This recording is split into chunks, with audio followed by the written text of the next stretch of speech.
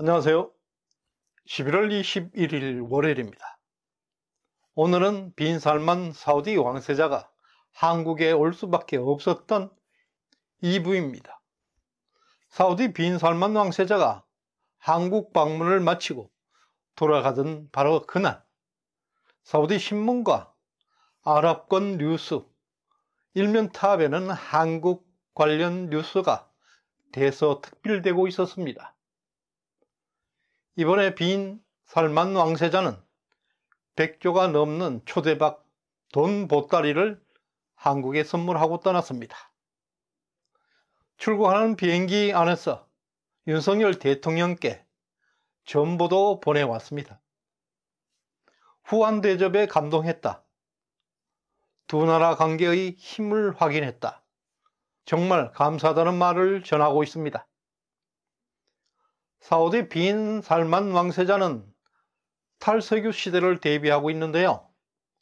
네옴시티를 비롯해서 방산산업, 수소, 엔터테인먼트까지 그리고 홍해를 개발하고 있습니다. 주목할 것은 우리나라가 이들 분야에 최고의 경쟁력을 가지고 있다는 것입니다. 특히 네옴시티는 최소 1400조, 인류 역사를 바꾸는 거대한 프로젝트입니다. 한국 기업들은 네옴시티에서만 적어도 325조 이상 수주를 하게 될 전망입니다. 이와 같이 사우디의 미래 투자는 불황 시기에 있는 세계 경제에도 큰 도움이 될 것입니다. 물론 그에 대한 최대의 수혜는 한국입니다. 빈살만 계획이 순조롭게 진행이 될 경우 한국은 네옴시티에서만 연간 0.9% 이상 경제 성장의 효과를 기대됩니다. 최근 시구촌 사람들은 한국 기술을 K-테크라고 부르기 시작했습니다. 인류 최대의 역사 네옴시티에서도 한국의 기술 K-테크는 최고의 기술로 평가받을 전망입니다. 빈살만 왕세자 별명이 미스터 에브리싱, 모든 것을 다 가졌다는 의미입니다. 마찬가지로 한국은 안 만드는 것은 있어도 못 만드는 것이 없는 나라입니다. 에브리싱 사우디와 에브리싱 코리아가 만났습니다. 최근 세계는 글로벌 물가 상승으로 인해서 세계인들이 많은 고통을 받고 있습니다. 미국의 물가 상승은 9%, 영국 12%, 유럽 10% 등 고공 인플레이션으로 인해서 유럽 여러 나라는 심각한 에너지 부족으로 올겨울 난방을 걱정하는 실정입니다. 그럼에도 불구하고 한국 사정은 조금 다릅니다. 물가는 5% 수준이고 실업률은 2.4%, 23년 이내 최저치를 기록하면서 완전 고용을 달성하고 있습니다. 클럽에는 청년들이 북새통을 이루고 있고 전문 음식점에는 번호표를 받아야 먹을 수 있는 실정입니다. 이태원과 강남, 신촌 일대에는 인산이를 이루고 있습니다.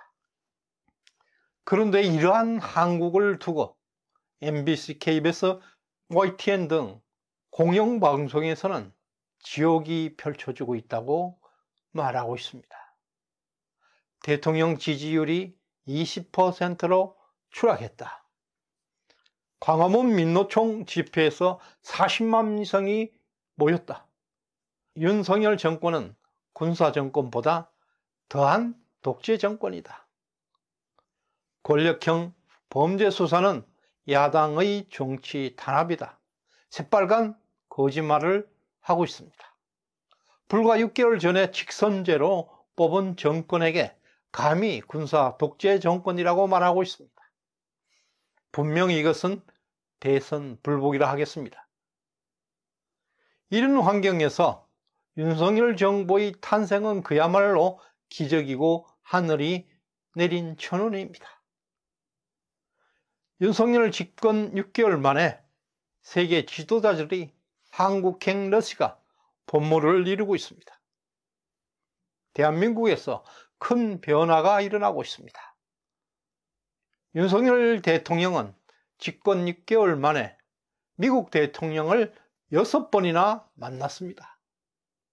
발리 G20 국제회의에서 중국 공산당 시진핑 주석도 만났습니다. 미국 항공모함이 들어왔고 스텔스 전투기들이 참가한 대대적인 한미 합동 군사훈련이 재개되었습니다.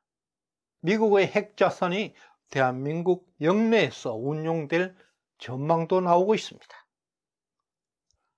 방산 수출이 30조, 평년의 3배에 육박하고 있습니다.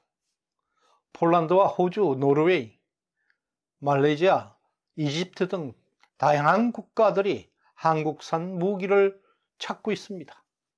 스페인 총리가 방한해서 반도체 산업 발전 방향을 모색하고 돌아갔습니다. 반도체 장비 분야의 최강국 네덜란드 총리가 방문해서 반도체와 원전 산업에 관한 협력과 공조를 논의하고 돌아갔습니다.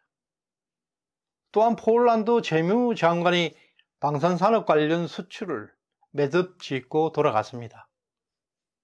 지난 5년 문재인 정권에서는 상상조차 못했던 역동적인 일들이 이 나라에서 벌어지고 있습니다. 세계가 대한민국을 다시 주목하기 시작했습니다. 사우디는 왕정국가, 일부 다처제 국가입니다. 사우디는 여러 명의 부인을 둘 수 있는데요. 왕족은 현재 100명이 넘습니다. 그만큼 왕권을 노리는 사람들이 많다는 뜻입니다. 사우디는 이슬람 수니파의 대장이고 아라비아 반도의 맹주입니다. 시아파 이란과 사우디는 오랫동안 적대적 관계에 있습니다. 아라비아 반도 최남단에 위치한 예멘은 현재 7년 이상 내전에 휩싸이고 있는데요. 이란이 지원하는 반군은 사우디를 위협하고 있습니다. 빈살만 왕세자의 입장에서 아라비아 반도에서 사우디의 패권이 흔들리게 되면 자신의 왕권도 받을 수 있다고 생각합니다. 2차 대전 이후에 사우디는 석유 수출 대금을 미국 달러로 결제받는 대신에 미국은 사우디의 국가 안보를 책임져 주고 있습니다. 그것이 페트로달러입니다. 이런 강력한 동맹이 최근 빈살만과 바이든이 갈등을 겪고 있습니다. 왜냐하면 미국의 패권 중심이 이제 중동에서 인도 태평양 쪽으로 이동하고 있기 때문입니다. 이런 미국 권력의 이동은 사우디에게 불안감을 주고 있습니다. 사우디는 반드시 미국을 잡아야 합니다. 미국 없이는 사우디는 바람 앞에 서 있는 등불입니다. 이것이 빈살만 왕세자의 고민이고 이것이 한국을 방문할 수밖에 없었던 이유가 됩니다. 미국의 인도 태평양 전략의 중심에는 한국과 일본이 있습니다. 미국은 인도 태평양 지역에서 새로운 안보 질서와 경제 블록화를 모색하고 있습니다.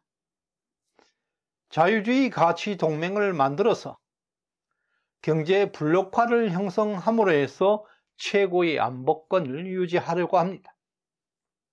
현존하는 세계 최고의 갑부 빈살만 2800조의 사나이 빈살만 왕세자는 아라비아 반도에서 패권을 확보하고 자신의 권력을 강화하기 위해서 돈 보따리를 들고 한국을 찾아온 것입니다.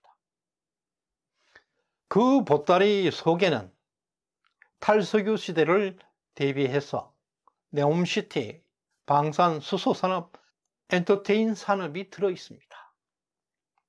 빈살만은 인도 태평양 안보 경제 블록에 동참하기를 간절히 원하고 있는데요. 물론 중동에 포진하고 있지만 한국과 일본과 친구가 되어서 미국을 잡기를 원하고 있습니다. 빈 살만이 주도하고 있는 네옴시티뿐만 아니라 방산, 수소, 엔터 등 한국과 일본 없이는 불가능합니다. 안보는 미국 없이 불가능합니다. 특히 한국의 건설, 방산, 수소, 엔터테인 산업은 세계 최고의 기술을 가지고 있습니다. 윤석열 대통령은 이번 G20 정상회의에서 자유주의 가치를 추구하는 미국과 동맹을 분명히 강화할 것이라고 선언했습니다. 앞으로 한국, 미국, 일본의 동맹은 더욱 강화될 것이고 한국과 일본은 중국을 견제하는 역할을 하게 됩니다. 이제 한국은 세계의 리더 국가입니다. 미국의 인도 태평양 전략에서 핵심 역할을 맡게 될 것입니다. 앞으로 윤석열 정부의 진가는 더욱더 빛나게 될 것입니다. 시청해 주셔서 감사드립니다.